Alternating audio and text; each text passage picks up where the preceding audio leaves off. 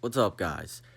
Somebody told me that I should think about making a video on this topic, right? I was considering it, but I didn't really know the tone of the video that I was looking for. But I kind of been inspired by two extreme sides that I've seen talking about it a lot. So, without further ado, let's get into it. The Lindsey Clancy case is going to be one of the situations where almost everybody wants a simple answer to it.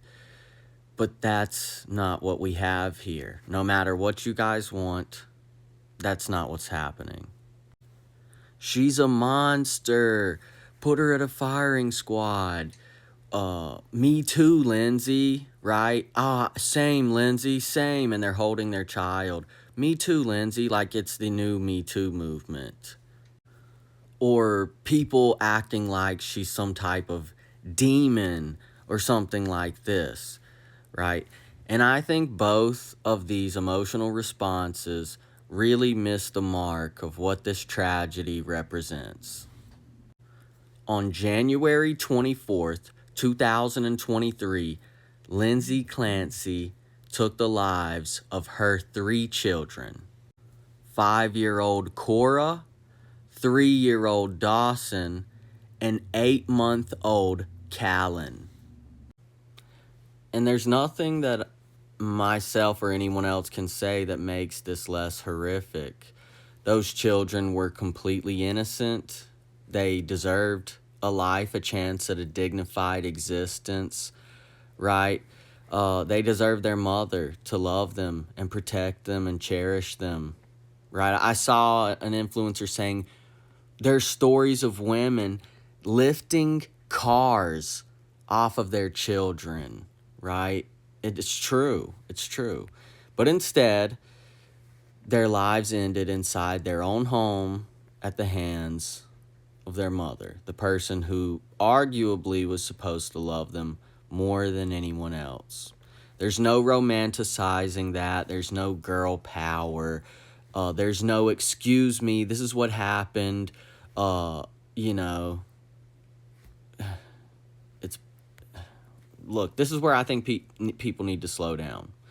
Before the killings, Lindsey had just been experiencing a severe mental health crisis after the birth of her third child. All right, this is referred to as postpartum depression. According to the testimony presented at her trial, she was struggling with suicidal thoughts, insomnia, disturbing thoughts about harming herself and her children, and eventually even hearing voices. She sought professional help. She took psychiatric medications. She contacted crisis services, and I believe even went to the emergency room several times. When things became severe enough, she admitted herself to a psychiatric hospital, and she was discharged 19 days before what happened to her children happened, which she did. Now, there's an ongoing legal fight over exactly what was going on inside her mind. The prosecution says she was capable of understanding what was going on and that the killings were deliberate. The defense argues that she was suffering from postpartum psychosis and was experiencing hallucinations and delusions that destroyed her ability to understand reality normally. Multiple defense experts have testified in support of that diagnosis, specifically that she was not understanding reality normally. Regardless of what the jury ultimately decides, I think there's a bigger question that deserves attention. How did a mother who was visibly deteriorating get to the point to where now 3 kids are in the ground? If someone's repeatedly telling the healthcare system that they know something is seriously wrong, they're losing sleep, they have thoughts about self-harm or harming other people, they're afraid of what they're thinking, they're trying to admit themselves psychiatrically. I think the stories about whether the systems around a desperately sick person recognize the severity of this emergency? Were they taking it seriously, or did they just want to push her back to be around her family? For what? Right? To put them in harm's way because she was a woman? And I hate these arguments typically, but it's something that you have to think about. That's why I don't understand why people minimize this case or reduce it entirely down to she's a sick, bitch, right? Give her the unalive penalty. She's a demon. Like, what does that actually teach us? Okay? It doesn't bring Cora back. It doesn't bring Dawson back. It doesn't bring Callan back. There's no justice that's really going to be had here from just acting like she's evil, right? This was a woman having a mental health crisis. Man, it doesn't prevent the mother from experiencing postpartum in another case either. It doesn't make them more likely to seek help. It's not going to do anything positive. I've also seen people treat Lindsey like some type of feminist martyr. Saying Me Too, like I said earlier, holding their own babies, like this is going to be the new Me Too movement. No, that's fucked, all right?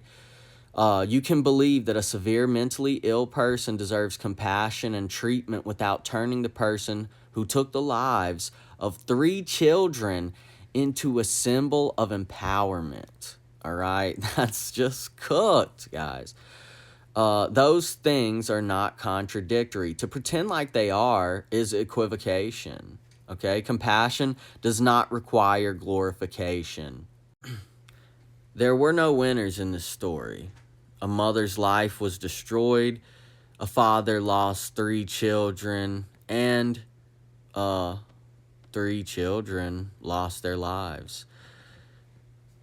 This is not a political talking point. This is not a political video. This is not a video about how feminism's good and right. This isn't a video about how feminism's bad. This is a video about how people are turning a tragedy into a talking point to push their own warped narrative and worldview. If we're going to talk about it, we should be mature enough to hold all of those truths at the same time. Thanks, guys. That's all I really have to say.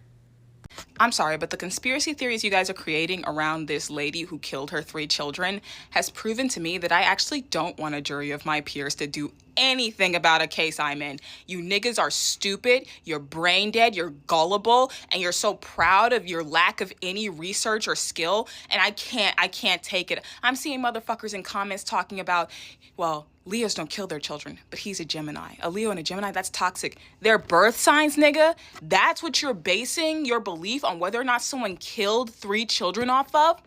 Birth signs? Vibes? Weird energy? This is what happens when all you interact with is true crime. You begin to actually believe you are some type of detective. No, Laura, you are a middle management HR person who lives in Galveston, Texas. You've never seen a crime happen in front of you in your life. You are so sheltered that the most fun you can have is making a joke out of the death of 3 children. I hate you niggas. I hate you so much. Oh my God, this is embarrassing. You're all grown adults and you are so embarrassing. It's so annoying.